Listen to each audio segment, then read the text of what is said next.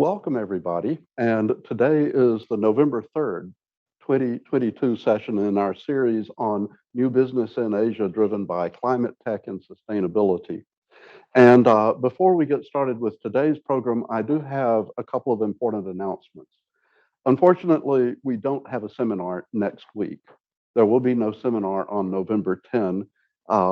Things just didn't work out. I even called in a couple of last minute chips and they didn't work out. So we'll have our next seminar on Thursday, November 17 with Mr. Mark Inkster, who's an angel investor based in Singapore.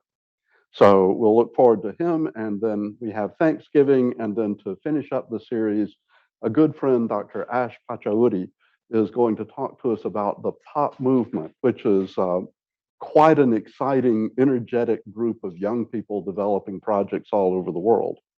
So today, I'm very happy to talk about corporate venturing by large companies that is aimed at successful interactions with startup companies that are aiming at decarbonizing supply chains.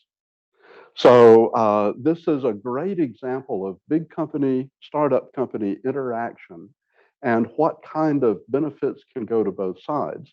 We have a panel of speakers today who are all associated with a group called M-Lab.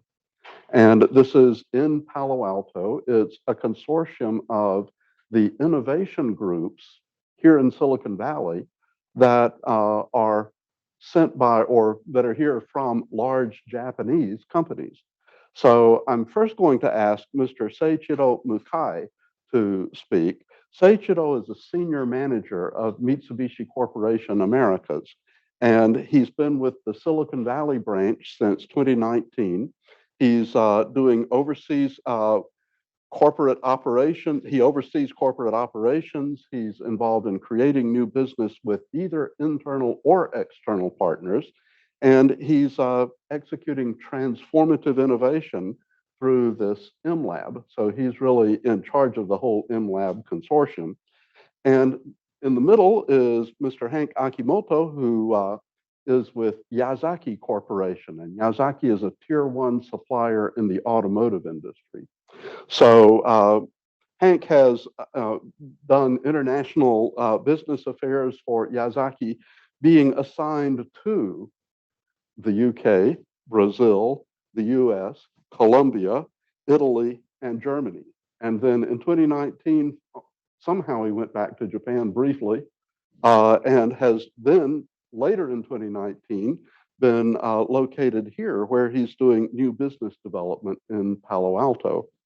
And furthest away from me is Dr. Kei Morita, who is the general manager of ENEOS America. ENEOS is a very large oil and gas resources company, and they are aiming at being zero carbon by the year 2040.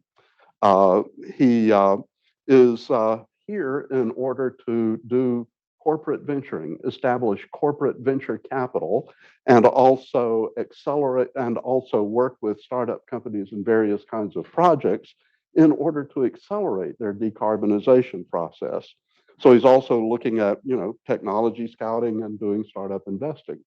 So this is a very exciting panel, and this is something you don't get to hear about very much.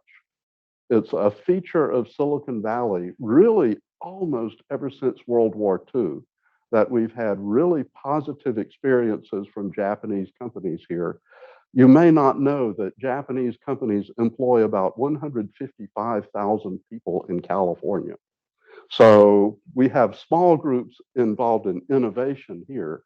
And I'd like to turn over the microphone to Seiichiro and ask you to start with the Mitsubishi view. Right.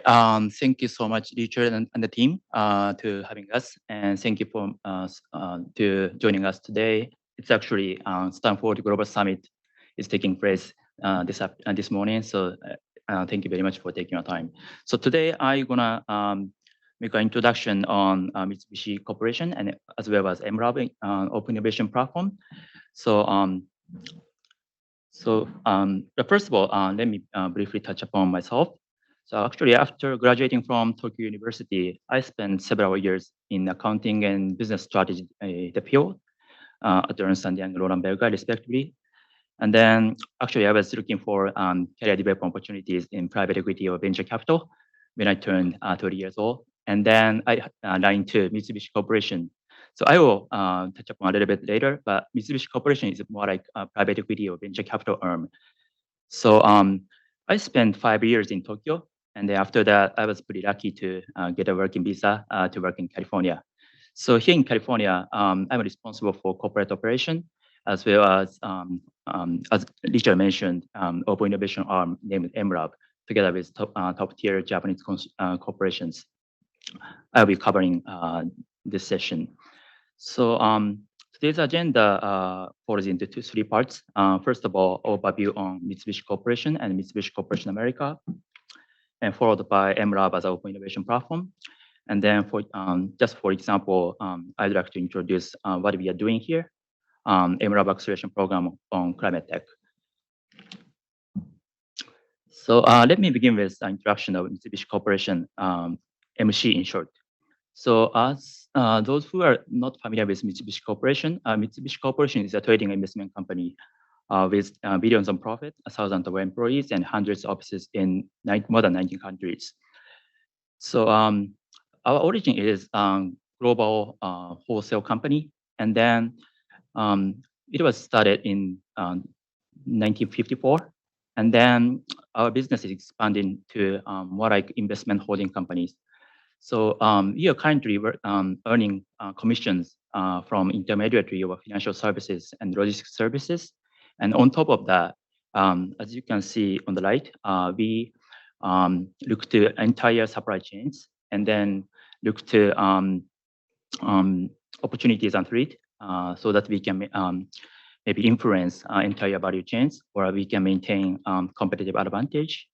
And maybe we can emphasize relationship with suppliers and clients. So we invested in a bunch of startups or other companies through other supply chains, industry agnostic. And then by leveraging these networks, our capabilities is composed of 4 pillars, maybe knowledge on various industry and region, engagement with customers and group companies, and capital for investment and partnerships, and dedicated hands-on support and after investment. So it's pretty tough to understand what Mitsubishi is, but as you can see here, it's fair to say that Mitsubishi covers maybe almost 80 to 90% of everything industries. So as you can see here, our business is ranging from natural gas, industrial materials, petroleum, mineral resources, industrial infrastructure, and so forth. So and on top of that, as a corporate initiative, we initiated Industrial DX Group. DX stands for Digital Transformation in July 2022. And also, we are running a corporate-wide task force focused on EX. EX stands for Energy Transformation for over the past few years. It's a pretty much exciting journey so far. And let me briefly introduce a pivotal part of Roadmap to Carbon Neutral Society, which was launched in October 21, and also Midterm Corporate Strategy in May 2022. So as mentioned, DX and EX are pivotal part of our corporate strategy. Obviously, DX and EX are, I just say, two sides of the same coin. And then by leveraging this unstoppable trend for decarbonization or digitalization, we identify several topics related to DX and EX, as mentioned here. So let's say supply chain optimization, battery recycles, energy management, retail and logistics, and so forth. So yeah, these are super important strategic initiatives. So we need to, our Silicon Valley perspective, we need to make sure to align with Tokyo headquarters in many ways. So moving on to M-Lab as an open innovation platform. So this is the overall concept of M-Lab. So M-Lab started in 2016 in Silicon Valley and followed by in Boston 2019. So as you can see at the bottom, we have 13 Japanese top-tier corporations populated in the Silicon Valley branch and also other places. So every company has mission or passion here in the Bali or other places.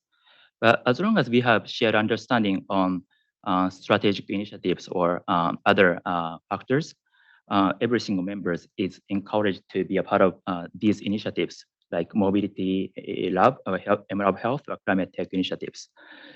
And we can say our function falls into three parts: business creation, including startup sourcing, and intelligence that help us to convince Tokyo headquarters to be more innovative, and also corporate transformation, which is like organizational transformation or training program for middle managers so that they can be more innovative.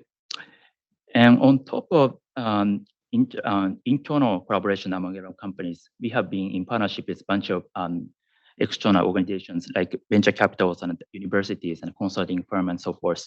So by leveraging these networks with each other, M-Lab is working as an open innovation consortium. So let me briefly touch upon the history. So our history has started in 1985, but history itself is uneven. So in 2016, actually, we launched midterm corporate strategy at the time, but we have only 4 employees in Silicon Valley branch as a long history. So at the time, EVP at Silicon Valley branch considers how we can create value in the Valley. And then he came out with new ideas, open innovation platform, M-Lab. So we, at that time, we were able to convince other M-Lab companies to be here. And also we involve a bunch of people from Tokyo verticals. And then as a result of that, we invested in a bunch of startups or venture capitals, as mentioned at the bottom. And also we created Boston branch and also running innovation training program. And I will skip the details about history, but actually, frankly speaking, we needed to transform ourselves to M-Lab 2.0 because we used to be a sort of WeWork-like service provider to each M-Lab companies. So our office is in downtown Palo Alto. So it's, I would say, center of Silicon Valley. So, and then actually, each M-Lab members have discussion among each members. However, we need to accelerate collaboration just by WeWork style, but also we need to change the contract to more like membership style. I would a little bit touch upon it. So this is the structure of M-Lab. So M-Lab doesn't have any legal entity nor trademark, but we are running as a virtual organization where we can say not just aggregate of Japanese corporation or local community of Japanese corporation, but also a sort of a powerful purpose-driven virtual organization. So as you can see on the left, each M-Lab company is expected to pay membership fee at the beginning of this fiscal year every year, and then we have a significant amount in the bank account, and then every single person at M-Lab is entitled to apply for the capital with M-Lab committee, where we have one person with one voting right, and then once M-Lab committee gave us a green light, we can use the money for exploration or POC or intelligence efforts. So that helps us to move things very quickly, and then maybe we can keep up with startups here in the Valley. And eventually, what we are thinking about the M-Lab future in the long term is mentioned on the right. So just knocking on the door on the startups, but also we need startups to rely on us more heavily. So we need to internalize a bunch of functions so that we can attract more startups. So as you can see, acceleration is one of the pivotal part of our function. So that's why we initiated new acceleration program in April 2022 this year. So yes, for climate tech acceleration program, so as you may know, we launched corporate acceleration program this April in partnership with Greentown Lab. Greentown Lab is the biggest climate tech incubator headquartered in Boston in North America. So in partnership with Greentown Lab, along with 8 M-Lab companies. So I can say each M-Lab company have decarbonization on corporate agenda. So we identified 4 strategic topics ranging from supply chain management, packaging products and materials, and alternative foods and ingredients, and green filter battery management. So under these 4 umbrellas, we were able to source 144 startups from worldwide. I guess 60% are from US, 20% from Europe, and maybe 20% from Asia, from other regions. So through this, actually, we were able to narrow it down to 5 companies because of our constraints on resources, time, and capital. But we are committed to providing a bunch of assets and knowledge, like finance or industrial knowledge, human resources, data, POC side, and we can be a customer to the startups. So eventually, we'd like to have the desired partnership outcome through the investment or POC or joint venture or commercial partnerships. It's exciting journey so far. We are running together. So in fact, this is a picture that is held in Boston in early October. So I guess 20 to 40 people from MC and M-Lab from US and Japan are coming up to see startups of Greentown Lab. So it was a pretty exciting moment for us. And eventually, on October 20th, we announced publicly the selected startups. And this is the selected startups. So these are very competitive companies, I believe. So this is a sort of result of a democratic process of MC and M-Lab companies. So speaking of characteristics of each startups, Energency is a France-based startup focused on energy management software that helps us to visualize and analyze and optimize the factory GHG emissions. Linear CO2 helps us to convert CO2 to chemicals and mono chemicals. And also, Infinite Nanotech is a nano-coating company that keeps products fresh longer. And the Moment Energy is a Canadian startup that repurpose retired electric vehicle batteries, and then setting up new energy storage. And Sensor Analytics helps us to visualize state of health of batteries and digital amount of batteries. So I think we are pretty confident to work with these startups, whether or not we can create core value over the next 6 months. So as a lab, we learned a lot about M-Lab efforts so far. So yes, as you might know, there's a huge difference between US and Japan in many ways, like culture, way of thinking, organizational structure, or decision making. So what I'm expecting through M-Lab is to have better value proposition for startups through giving them finance or industrial knowledge or through structure, and also we can be a customer to startups. So as long as we can create value for startups are more likely to rely on us, and vice versa. So yeah, as you can see here, maybe we need to build and maintain interactive relationship with startups, because Japanese corporates have unique presence here in the Valley. So yeah, super quick explanation, but that will be all my presentation. So thank you for your attention, and if you have any questions, please feel free to ask me. Thank you so much. Thanks very much, Seiichiro. I think this is, I should probably turn my video back on, very interesting for everybody involved. I'm curious, what was the biggest challenge of getting to 144 startups all over the world? How? Yeah, so actually, I was feeling anxiety about how we can source startups from worldwide, or how we can work effectively with startups. But each M-Lab company has unique capabilities. Like ENEOS has strong presence in Japan in terms of oil and gas or gas station, and Yazaki has a strong, top tier of automotive suppliers. So they have unique capabilities or way of, a perspective from industrial perspective. So I would say M-Lab is a sort of aggregate of collective wisdom. So each member has unique view on startups. So yeah, of course, Greentown Lab is a great partner. As mentioned, they are the biggest climate tech incubator in Boston. So collaboration between Silicon Valley and Boston is indispensable for us to tackle against climate challenges. So climate challenge is a sort of important agenda that needs cross-industrial or cross-organizational or cross-regional collaboration.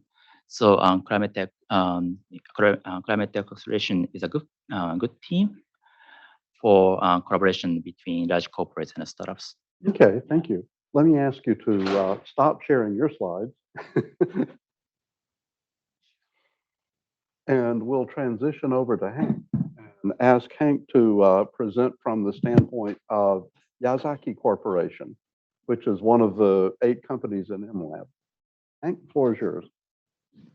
Okay, thank you very much for this is a great opportunity for us to present Yazaki Group. I think we are the tier 1 supplier for the OEMs, so we are not famous name in the brand name, but we have actually Yazaki's everywhere in the car. So inside the car, you don't see the car, you don't see our products, but it's in Yazaki products in the car everywhere in the world. Let me introduce myself. My name is Akimoto, Vice President of the Business Development, Yazaki Innovations Inc., based in Palo Alto. I was in the school in Pennsylvania. Then after graduation, I returned to Japan and I joined Yazaki Corporation. Then after a while, several years, I went to the UK for the one assignment. Then after I returned to Japan, I went to Brazil for the next assignment. Then I returned to Japan. Then I went to, while we are in Japan, I took the intensive MBA course in IMD Switzerland. Then afterwards, I went to Michigan. There is a US headquarters in Michigan. I stayed there. Then meanwhile, I was responsible for the Colombian operation, and I moved to Brazil. Then after Brazil, I went to Germany. Then while I was in Germany, I was responsible for the operation in Italy and France. Then I returned to Japan. That was 2019. Then finally, I arrived in California last year. Then we kick off the new project, making business development. So let me talk about the Yazaki Group. Yazaki was founded by Sadami Yazaki, 1929, and we have incorporated on 1941 as a Yazaki Corporation. Then today, we have, by the way, we have still owned by private. So now the grandson, Riku Yazaki, is taken over last June, and we have so far 93 years history as a Yazaki. From the beginning, we are focusing on the wiring harness of the automotive. And we have spread out to 45 countries. Then we have 240,000 employees working in Yazaki. Here's our products and services. On your left-hand side, our main products is called wiring harness, which is called electrical distribution system. So that's the sending signals and the powers in automotive. And also we have a cluster meter, and also we have EV charging equipments. And also we have taxi meters and digital tachometer, which is drive recorders. And right-hand side, we have other equipments in sales in Japan, mainly. Solar panel, and also air conditioner. And also we have agriculture business, and also nursing business, and gas equipments and power cables. So those are basically in Japan. Automotive is worldwide, including Japan. So total, we have 18 billion US dollar sales. So this is not the EU, so this is a mistake, but this is a US dollar. And our revenue, this is not 18 billion dollars. So sorry, this is a mistake. So 27% representing US market, and Japan is 40%. And employee US is 34%. Japan has only 7%. So Japanese are very minor in the Yazaki group. So language, common language is English. Our sustainable vision. So we are a manufacturing company. So we have over 100 plants in worldwide. So we have a huge supply chain. We purchase the components from the outside the countries. Then we are producing and we ship to the customers worldwide. So we have a huge supply chain. So we have a responsibility of the producing and also a sustainable future for the stakeholders. Stakeholders means shareholders, of course, employees, the employees and the management, and also society and plants. So those are all stakeholders. So we are always thinking about the nature as a corporate vision. So the proof of the corporate vision, we have ISO 14001 and also ISO 45001. So it's already certificated. So working for the towards the future. And we have, this is not fair, but comparing with 2005, not 2017, but comparing 2005, because why we pick up 2005 is until before the Lehman shock, we grow a lot as a company. So we expanded the operations a lot. So that time we spend a lot of recycle. We don't much focusing on the recycling, but starting in 2005, we started recycling and emissions and also safety of the employees. We had a huge, lots of accidents in the plants. So we started taking care of the safety of the employees. And we set up a roadmap as a corporation. 2025, we will use 100% green sources for the energy. And 2030, 50% reduction of the CO2. 35, 50% recycled materials. And own operation of zero CO2. And 2038, completely independent, zero emissions.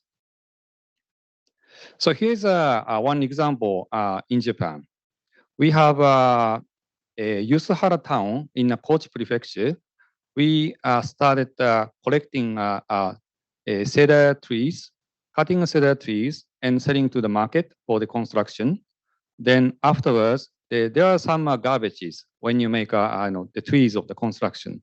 And we collecting the garbage and we establish a plant from the garbage tree to the pellet.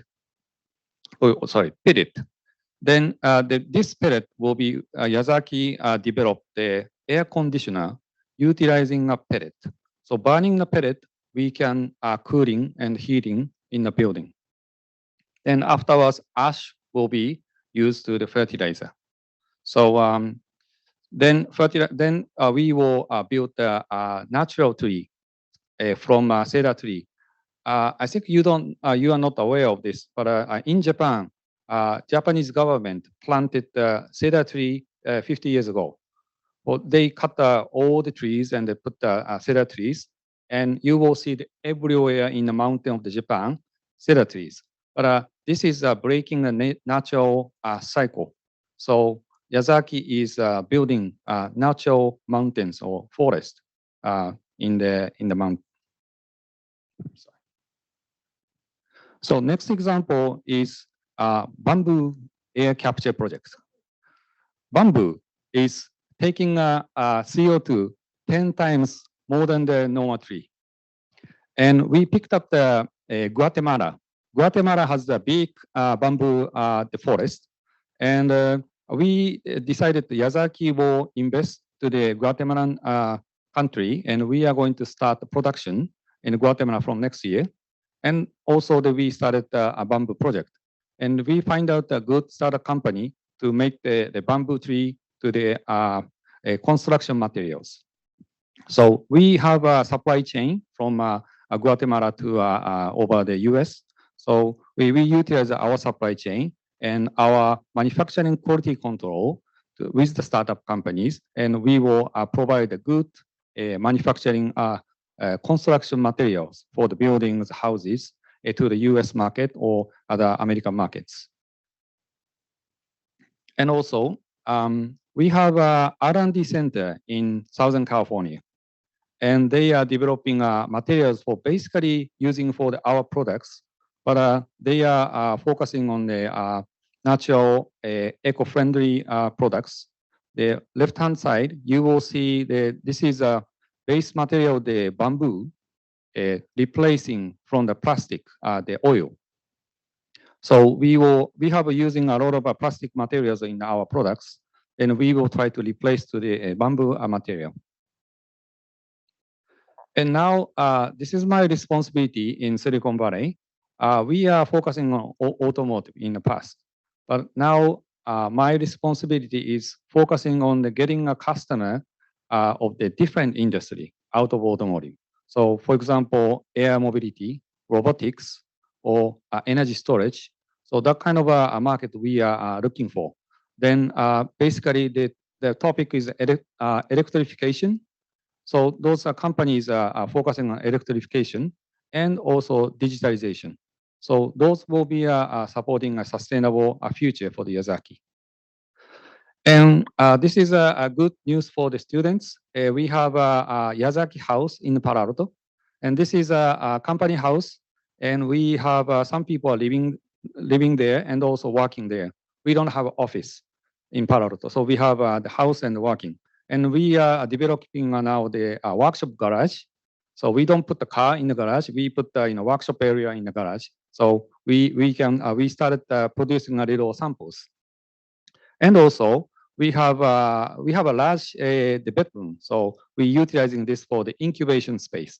So trying to receive the stuff from headquarter, Yazaki headquarter, or we will receive the intern, or we will receive some startup companies which they don't have a place to stay. So we provide us the place to stay and working together, and we will make something. That's my job today. And also we have a bamboo noodle slider. It's stored in the this is our handmade. So if you like, you can join the Yazaki house, and we will supply the bamboo noodle slider. Explain how that works. Well, this is so this is the running the water, and put the noodles, and you will run, and you will catch and eat. Right, you catch it as it goes by. Yes. Okay. Yes.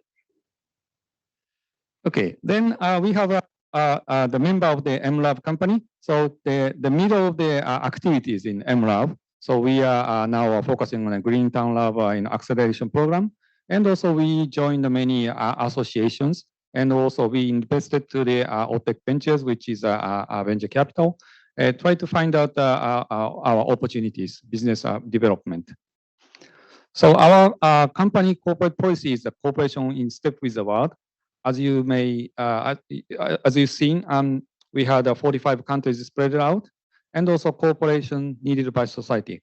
So once Yazaki came over, we will work together with the society to be a sustainable future. Thank you very much. Okay, thank you very much, Hank. As you put away your slides, let me ask you, what was your biggest surprise after moving to Silicon Valley? Big surprise is for me, I think that this is a world most sophisticated IT area, but actually lots of line cut. So I have an internet problem. There is a heavy rain. I have a cut of the internet. So this is a big surprise. Yeah, we have big companies that handle things like that too. A kind of serious question. When Yazaki is looking at these, sort of projects worldwide, how do you measure the impact that they would have toward moving toward more carbon neutral? Is there a kind of a standard set of metrics that Yazaki uses? Are you using a particular index, or how do you calculate which ones are really going to have an impact? We have I don't know exactly, but we have the calculation tool. So when we set up a new plant, there is the metrics and to try to reduce the previous plant. The current new plant will be less CO2 emissions. Okay, great. Thank you very much. So our third presentation will be by Dr. Kei Morita of ENEOS. And Kei, let me, if you're ready, let me give you the microphone or give you the screen. Hey, thank you, Richard. And those two gentlemen gave like great presentation, so it's a lot of pressure to me, but I'll do my best. Okay. All right. So my name is Kei. It's nice to meet you. And I work for ENEOS Americas. It's a US subsidiary company of ENEOS. And before diving into about ENEOS, I'd like to briefly introduce myself. So my name is once again Kei Morita, and I'm General Manager of ENEOS Americas. And my background is electrical engineering, and my expertise is at utilizing a distribution energy system such as PV or battery FC, sometimes EV.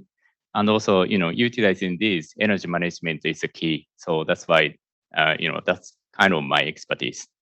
So I have been working for ENEOS for more than 10 years, and I have both experience in like R&D and also business operation, especially in the electricity business. And a year and a half ago, so I am assigned to be to come Silicon Valley. And right now I'm in charge of the technology scouting and also the startup investment in the US. So about ENEOS.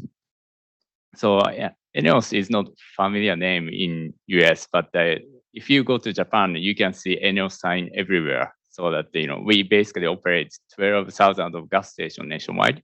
So our main business is at the oil and gas mid to downstream business. But we have two sister company. One is at JX Nippon Oil and Gas Exploration, which is an upstream company of oil and gas business. And also another one is at the JX Nippon Mining and Metals, and who is a manufacturer and also sales of the copper and non-ferrous metal products. So that they are from the upstream to downstream of metal business.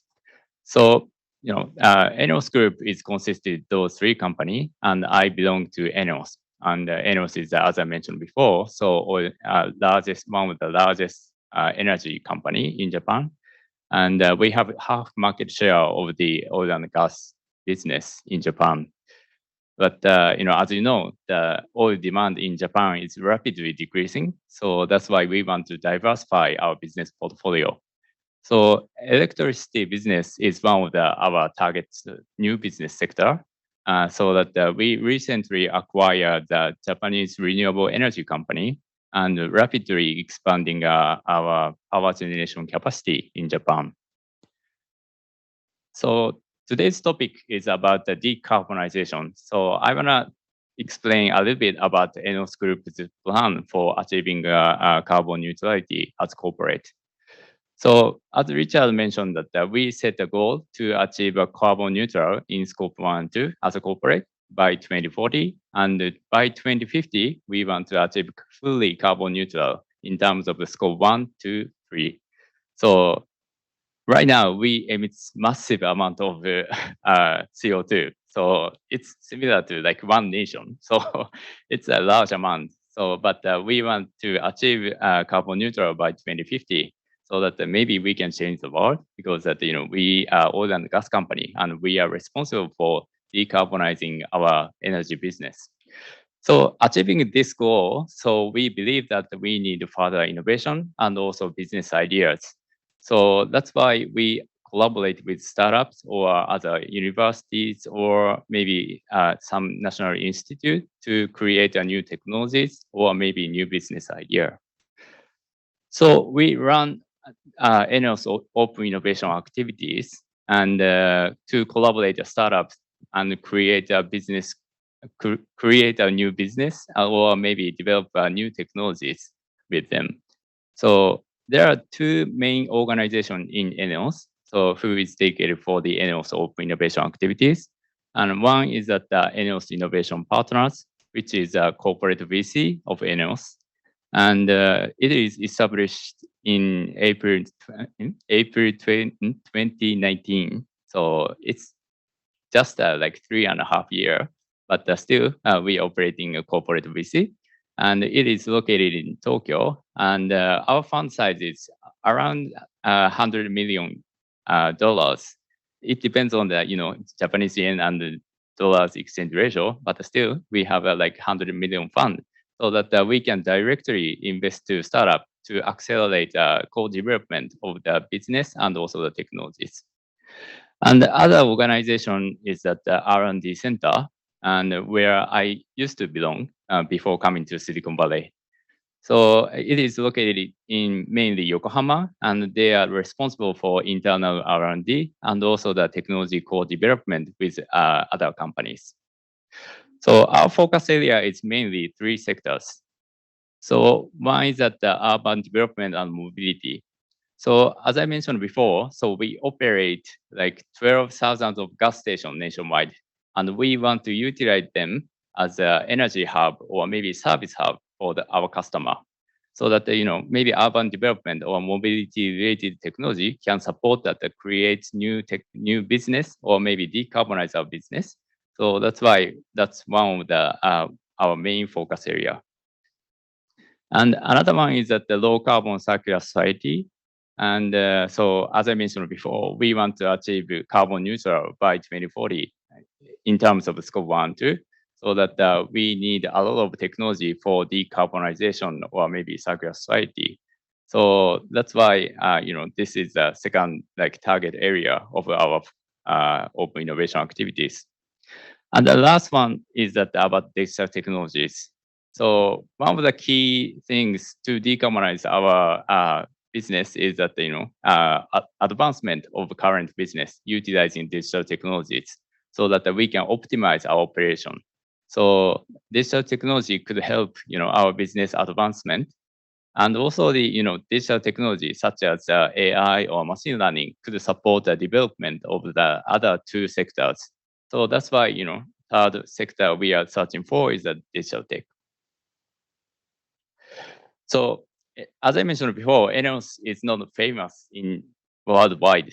We are famous in Japan, but we are not famous in worldwide. So we need some partner to find a collaboration partner, such as startup or universities. So we often collaborate with venture capitals and accelerators to find a new technology here in US or Europe. So we have invested some fund of the venture capital, so they can introduce us some great startup here in US and also Europe. And also we join some accelerators to search new technologies worldwide. And we also join the M-Lab as for the collaborating with Japanese startup, because the ENEOS is only an energy company. So we cannot handle all the business, new business. So that's why sometimes we need to collaborate with other Japanese company. So M-Lab is a great place for discussing a new business together with the other Japanese corporate, so that we can import the new technologies or new business ideas to Japan. So that's why we join the M-Lab and try to develop a new business together with other M-Lab companies. So these are the list of the startups we have invested so far. So we operated corporate VC like 3 years, and we have invested almost 30 companies.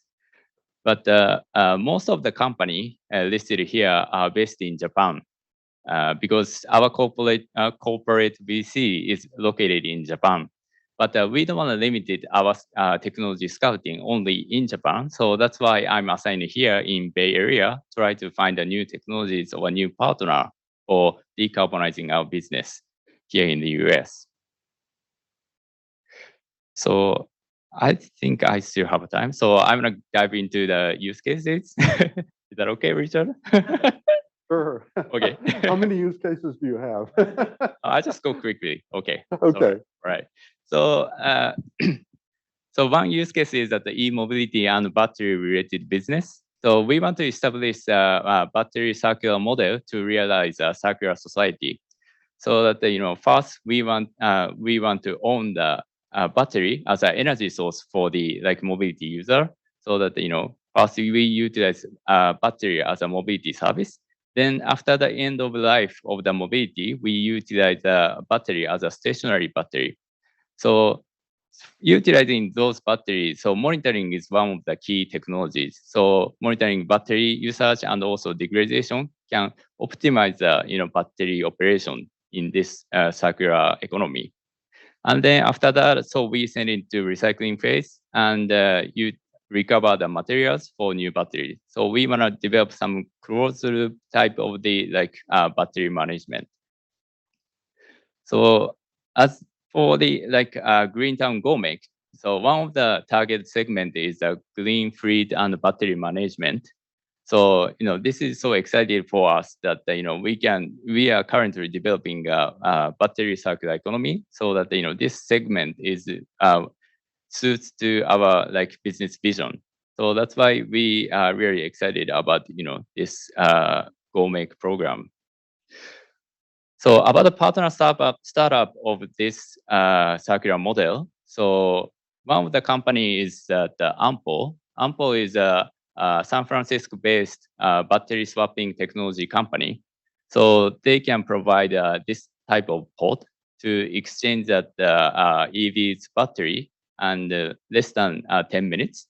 So that basically, so if we put this pod to our gas station, it's almost the same strategy that people are fueling to internal combustion engine.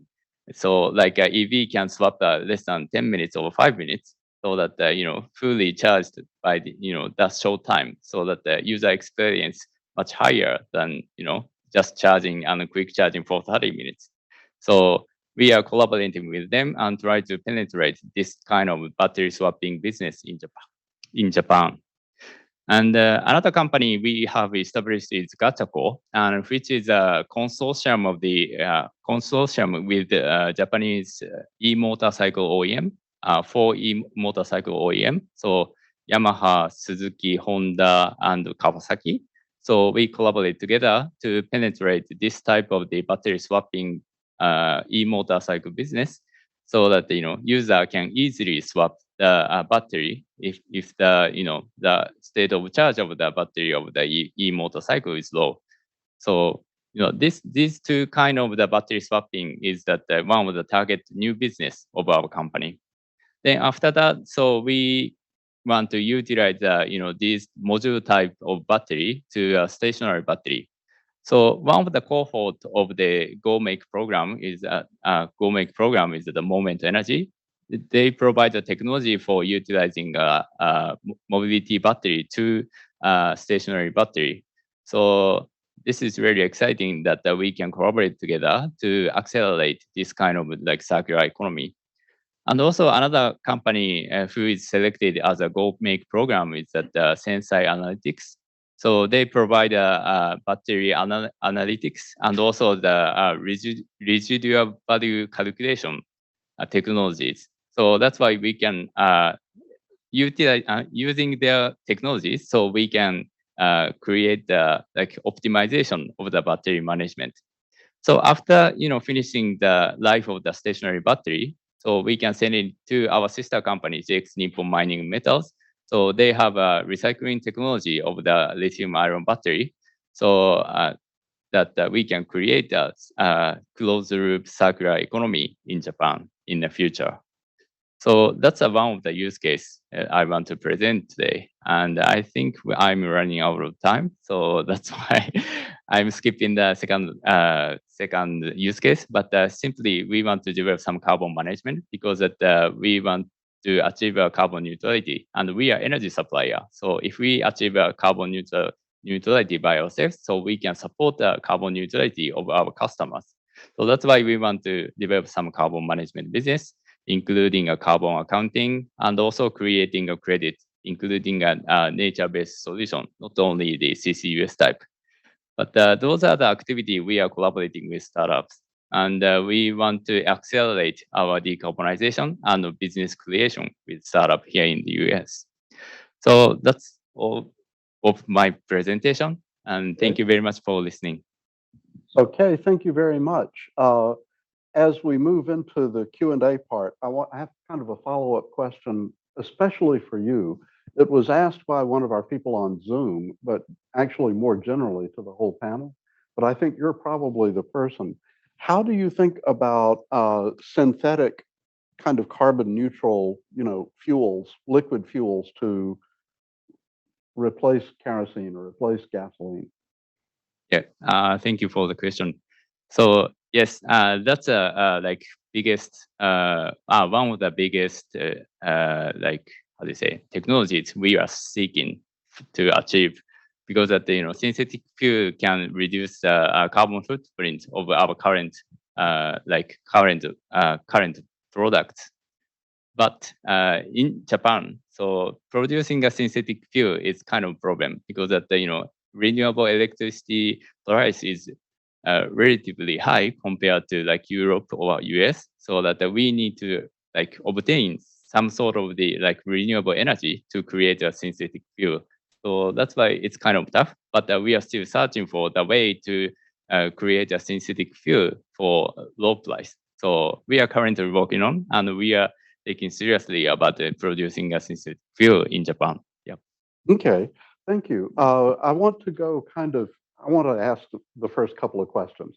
So for Seiichiro, especially, but really for the whole panel, about the selection process. How did it work? Did you bring together colleagues from the 8 companies and look through an awful lot of proposals, or what happened? This is selecting 5 companies for this Go Make Accelerator out of 144 applicants. Yeah. So the process process itself is a little bit complicated.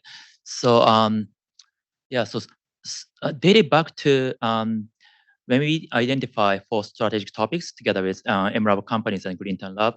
So we identified 4 topics based on the carbon emitting industries, I would say. So we are actually there's 5 industries like energy, or manufacturing, building, agriculture, food, and industries, and also what else? Transportation. So actually, we are excluded several topics like renewables and hydrogen, or the direct air capture or something like that. And then, sorry, you said you excluded those. Yeah, and then we focused on manufacturing and agriculture sectors as a result of this iterative discussion with M-Lab companies.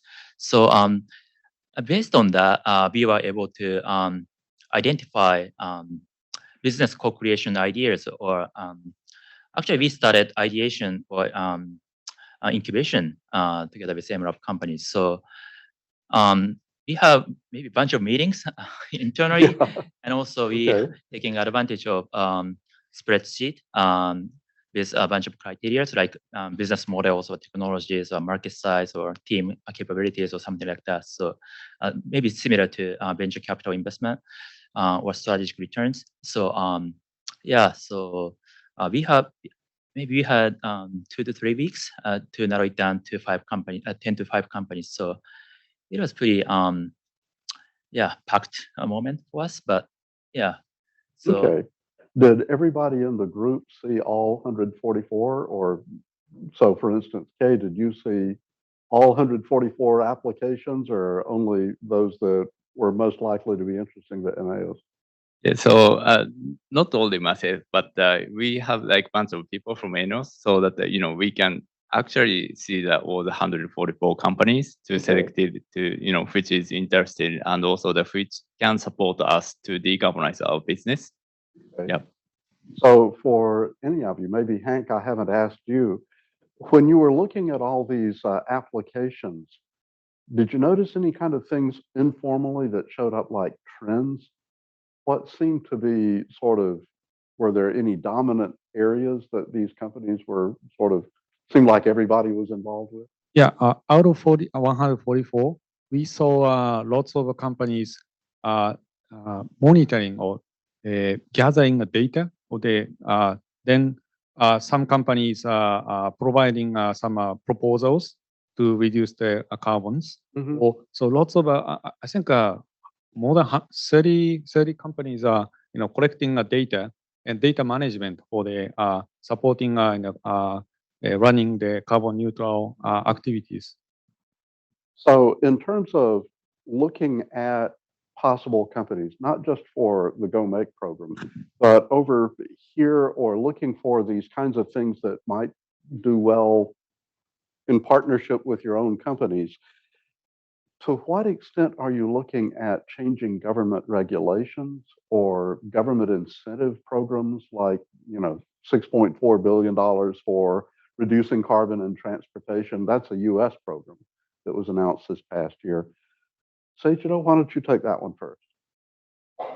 Obviously, Inflation Reduction Act is a booster for climate tech innovation. So maybe dated back to clean tech 1.0 era. So Silicon Valley has some memory on that. But in terms of Mitsubishi Corporation, we should not rely too much on deregulation or subsidies from government, because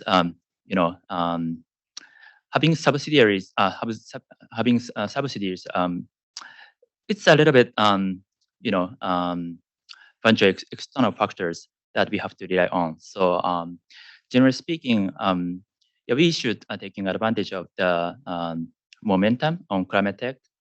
But other than that, so it's pretty dangerous for us to just to look at the government as sort of the indicator of future direction. Okay. Election. I think that's why. Next week. So. Yeah, right. While we're moving on, Brianna, why don't you pick up the microphone that's not on the stand? And I'll have to ask all our panelists to share a mic. But yeah, we'd like to move into Q&A.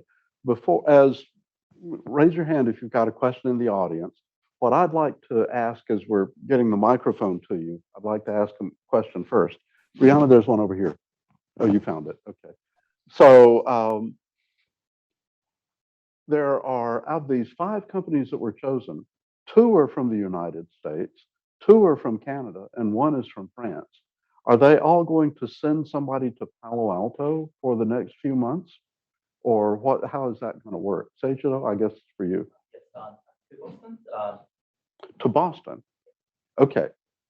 Greentown Lab has headquarters in Boston and Houston. So actually, on November 16th and 17th, all these startups are supposed to be here, supposed to be there, and then MC and M-Lab side, maybe how many people? So maybe up to 10 people going to Boston as well to have deeper discussion in terms of technology and business models.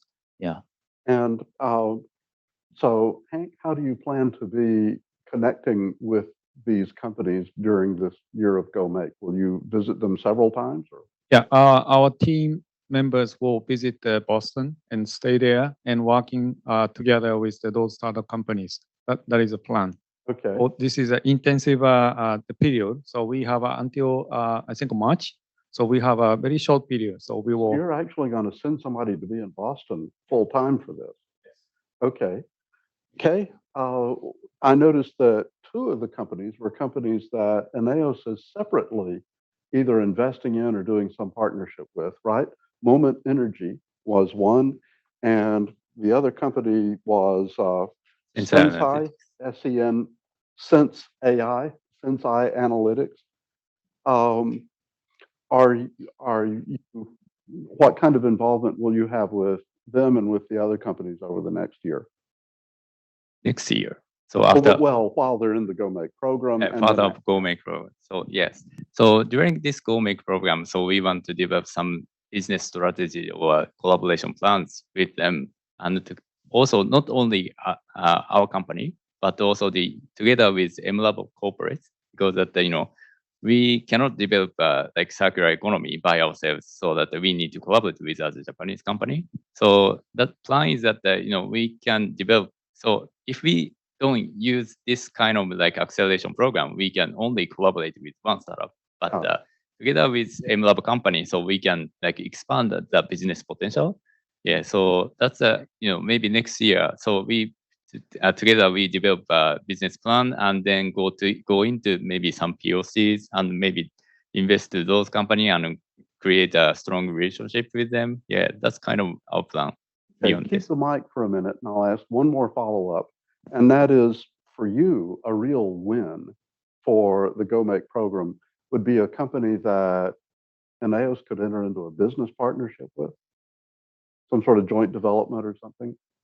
Yeah, hopefully, yeah, we can develop some maybe in technology way and also the business way. We can develop together with startup. Yeah, that's kind of the key. Yeah. Okay, and I'm guessing that's pretty much the same for everybody. My final question before we move into audience Q&A is, what's the most important thing that company, that startup company, needs to do in order to be successful working with a giant Japanese or multinational company?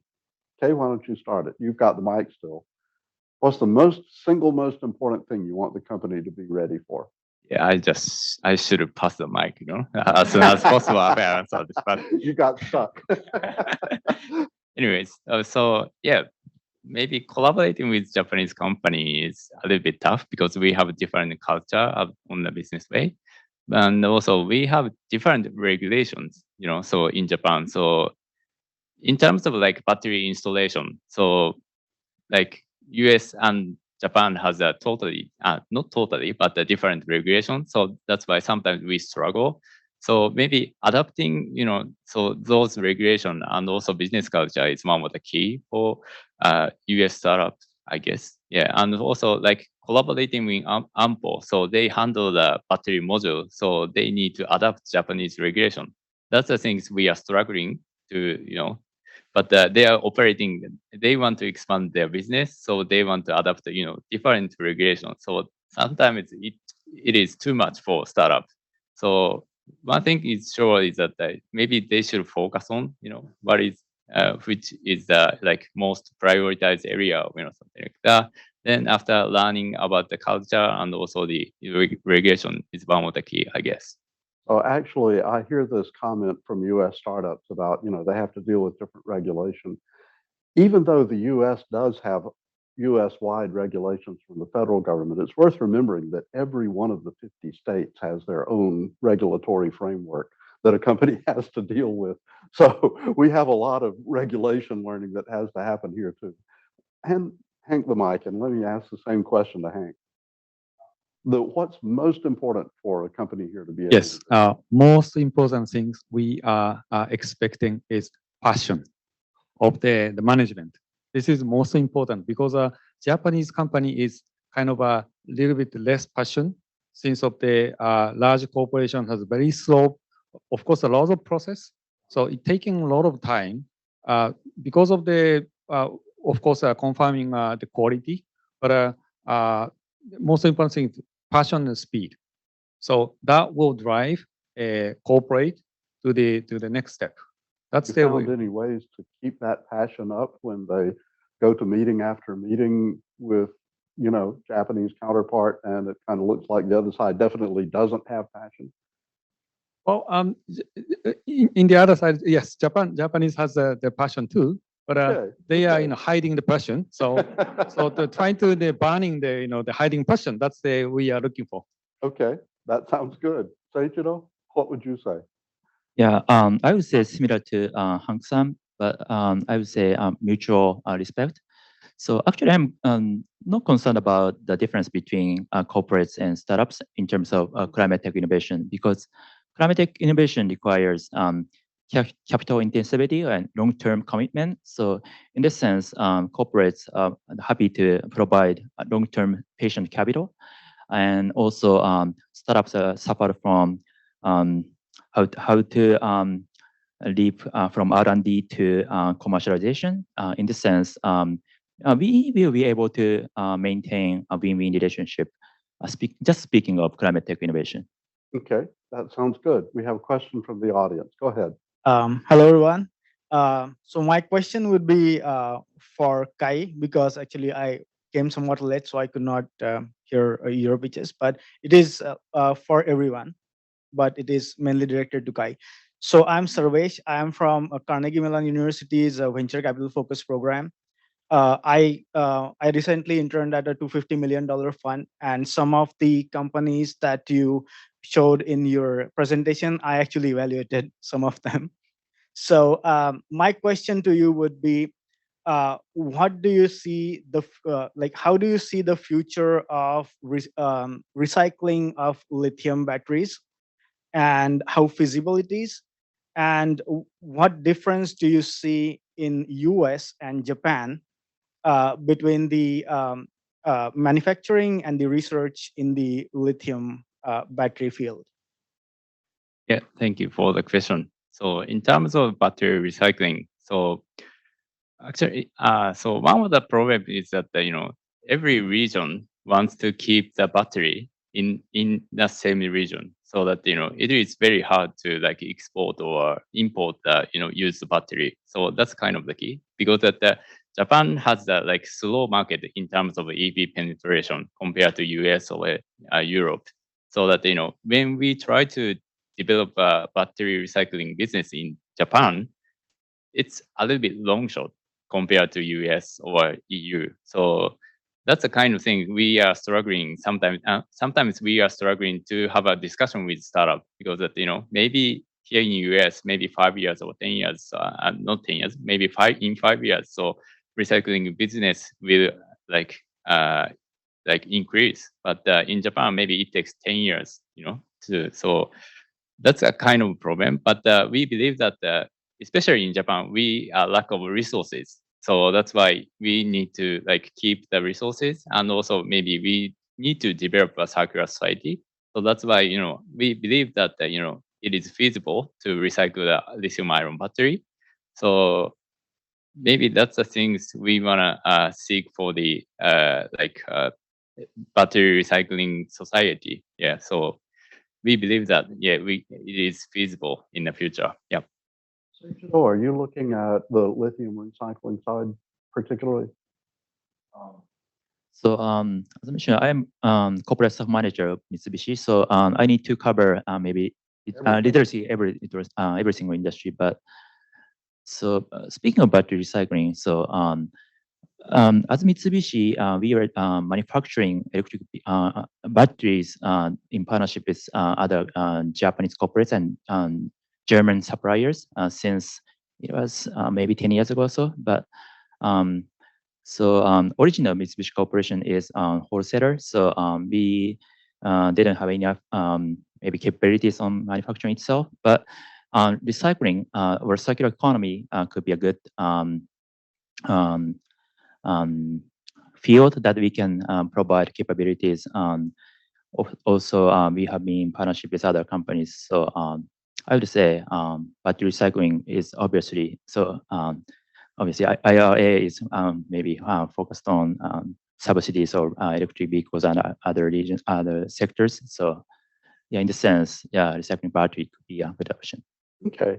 While we get the microphone to the next person in the audience who has oh, you've already got it ready.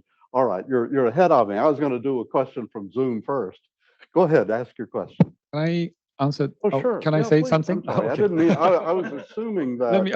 Yeah. Okay, well, it's a kind of a secret in Yazaki group. But before recycling, we are focusing on reusing those. So taking the battery from the vehicle, and we will rebuild to the, for example, to the house, which Kay explained. So there is we need some technology to controlling used battery. So sometimes you combine all the used batteries, it's going to be close to the lowest, the usage. So the battery is almost gone, but we are trying to controlling the management of the each cells, the capabilities. Then we will put in a house, for example, so we can utilize to the house energy storage. So that kind of technology we are developing. So that's before a complete recycling. They spread it out to the utilize a different. But before I think we are, especially in the U.S. market, we have a huge coming used battery. So why don't we utilize? That's it's coming. Okay, Hank, since you're involved with this, I got to ask you a follow-up, and that is about the difficulty of taking batteries out of cars. That has to do with car design. And so now you have to have some sort of shared standard or agreement between at least a car maker and the battery maker, preferably between multiple car makers and multiple battery makers. Do you see that happening? Not. Okay. Unfortunately, this is a kind of problem. Each OEM has a different specifications. Oh. So once we have a standardized, the battery cell specifications, it's gonna be nice. Any kinds of battery can be utilized for the next usage. Yeah. So this is a cross OEMs approach we need to provide. Yeah, and Kay, you had mentioned Empress up in the city. Because they have some sort of a modular technology, right, that would enable this. But they have to deal with that problem of, design of what the battery fits in.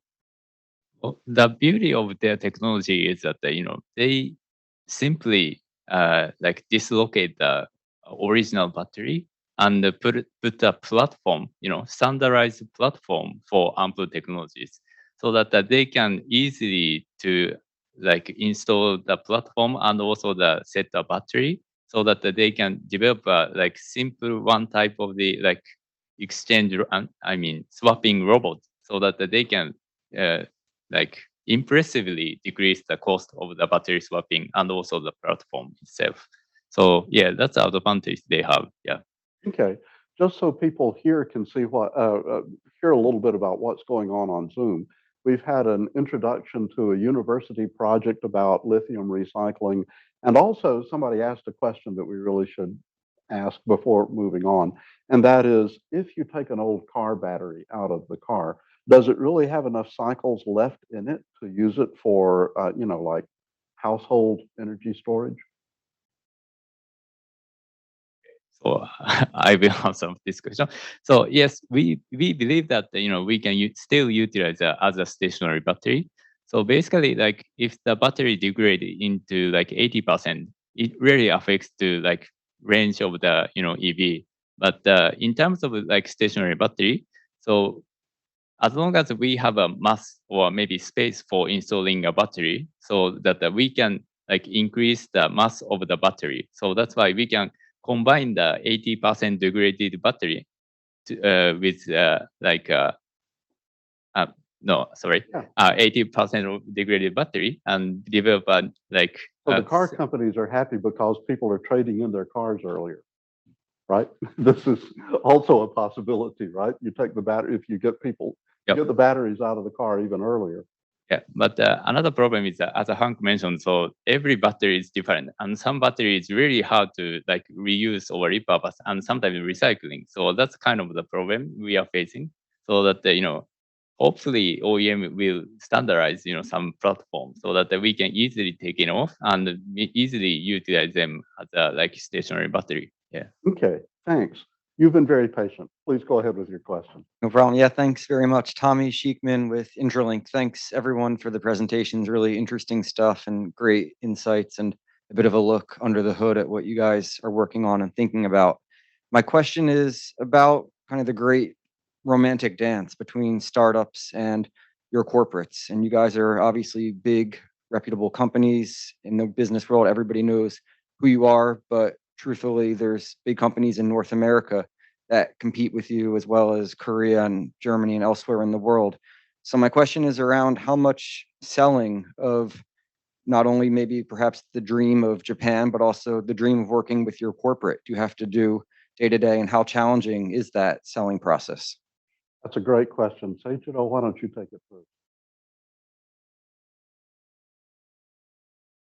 Yeah, great question. So obviously there are maybe more than 1,000 Japanese corporates are working here. Most of them are seeking new technology and startups, and then implemented it to Japanese headquarters or implemented it group companies. So in this case, I came here 3.5 years ago as an expat from Japan, and with a mission to maybe transform Mitsubishi Corporation in many ways, like culture or strategy or organization. So so actually dated back to 1990s, we set up a corporate venture capital arm at $100 million. But unfortunately, after bubble crash in 2001, IT bubble crash and financial crisis in 2008, so Mitsubishi decided to dissolve the fund in early 2010s. So it was a bitter moment for me. So as mentioned, we only have 4 employees as of 2016. So maybe we need to internalize a bunch of functions like acceleration or strategy making, value up for startups, so that we can maintain maybe transform ourselves in many ways. It's a super challenging for us, but taking advantage of M-Lab capabilities. So Mitsubishi Corporation is pretty much open to know what other companies are doing. So it's a very good opportunity for us. So I'm not sure when I need to go back to Japan, but in the meantime, I'd like to try my best. So Hank and Kay, you have the additional problem that you're big companies that aren't a recognized brand name, kind of like Mitsubishi is, right? So in terms of getting startup companies interested in cooperating with your firm, what do you do? Yazaki is not known to anybody because of we are in a vehicle inside, and we are not like Intel. We don't promote. So what we can do is our brand name is not unknown, but what we can provide is scale. So we have 45 countries spread out, and also we have plants in every countries. Those 45 countries. So we have 240,000 employees. So we can utilize those employees and families, including those employees' family. Maybe we have a 1 million, more than 1 million population we can provide as a kind of market. So that's what we can provide as a Yazaki. Is that answer to your question? That's a good logic. Kay, why don't you take it before we keep going? Oh, yeah. So maybe my approach is, thank you for inviting this kind of seminar so that, we can So you present. talk about it. Yeah, so we can present what we are doing and what kind of company we are. Yeah, so that's the key. So and also like collaborating with other like Japanese corporate, well-known Japanese corporate is kind of the key. So once startup knows what kind of company we are, so they got interested in, because that we have like half market share of oil and gas and also energy in Japan, and Japan taking seriously about decarbonization. So that's why we believe that once we can once startup know about us, so that's the first step. The first step is really important. So this kind of seminar or exposed to any medias or anything. That's what we are trying. Yeah. So let me comment on this, because one of the things that we found is there's a very different relationship if a big company is willing to make an investment and buy stock in the startup company. It means that you're not buying a controlling interest, but you're putting out a significant amount of money in order to hope that the startup company will be successful. That tends to have a big psychological impact on the kind of business relationships that the big company can get into with the startup. So sometimes CVC investing is actually the first step toward a business relationship. It demonstrates really an intention to be in for the long haul on both sides. The other thing is that's why this M-Lab Consortium, the GoMake, is such an interesting example. They're partnering with Greentown Labs, which is like the killer accelerator in regard to green technologies or green areas.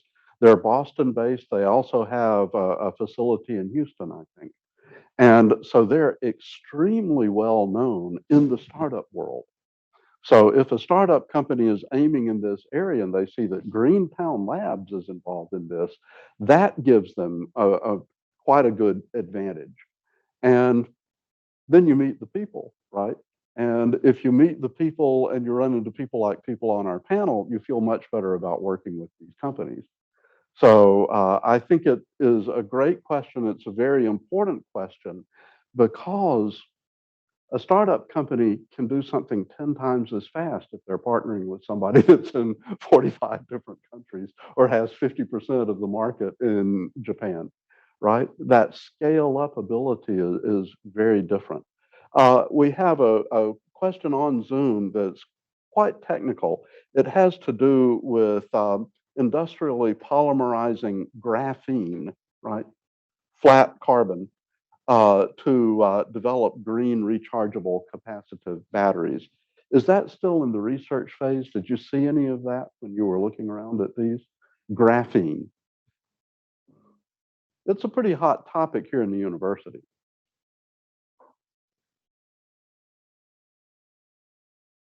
So I think it's still like a R&D phase, not scaling phase. Yeah. Okay. Good answer. I have another question from the audience. Go ahead. Thank you for being here today. This is really interesting. Kind of a follow-up to the last question.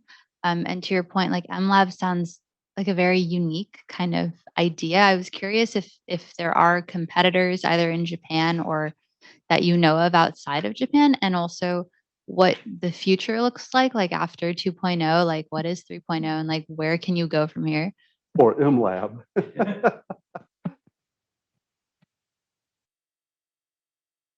Thank you so much for such a great question. So, yeah, actually, we initiated the discussion how we can evolve into M-Lab 3.0.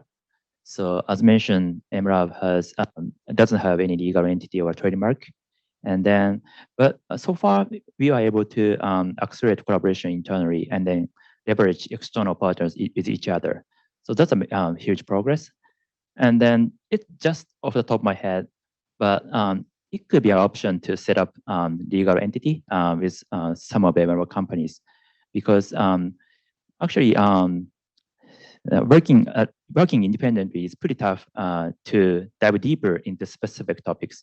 So let's see, Kei-san, Hank-san has assigned a mission from Tokyo side, which is, frankly speaking, different from what we are doing here in the Bari. So M-Lab is a virtual organization for exploration, not for exploitation. Do you know what I mean? So ambidextrity organization. So M-Lab is currently focused on exploration, and then we are trying to expand our horizon to make things happen from 0 to 1. And after that, maybe we need to develop a new business from 1 to 10 or 10 to 100. So in this case, maybe a legal entity might be needed. Also, we should maybe take advantage of it.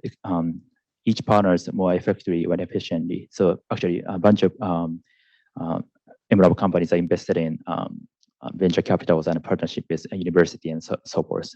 Maybe you can use each other. Okay, great. So I think you're the person to answer that question. We're actually coming close to running out of time.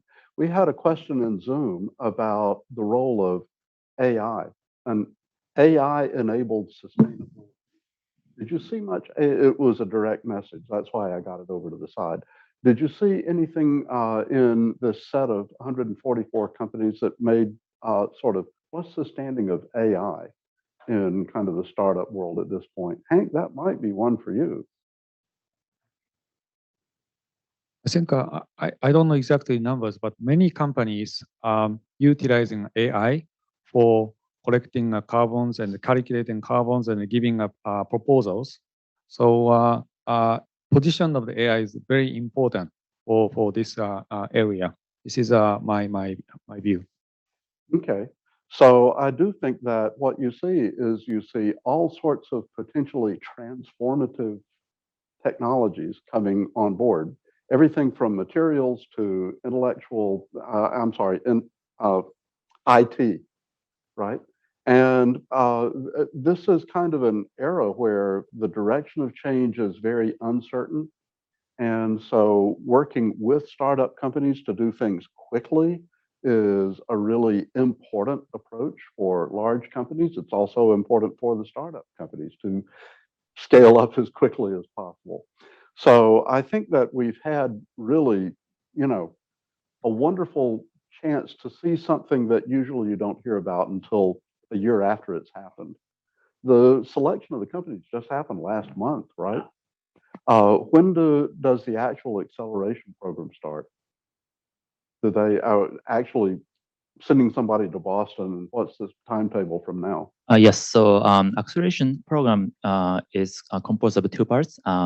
First phase is started in April this year, and then main focus was preparing request for proposal and making a press release and sourcing startups and validate and evaluate startups and narrow it down to 5 companies. That's phase 1. And the phase 2 started in October, and then that ends in March 2023 on the 5 to 6 months. Phase 2 is composed of 3 important workshops as well as bi-weekly meeting with startups or POCs or pilots or something like that. So yeah, 5 to 6 months is pretty much too short for us to create core value with startups, but yeah, we are trying to do that. Do you, I know you can't say anything officially, but do you sort of expect this sort of thing to happen again next year? Yeah, I hope so. But actually, we had a meeting with one of the startups this morning, and then they have 2-year horizon.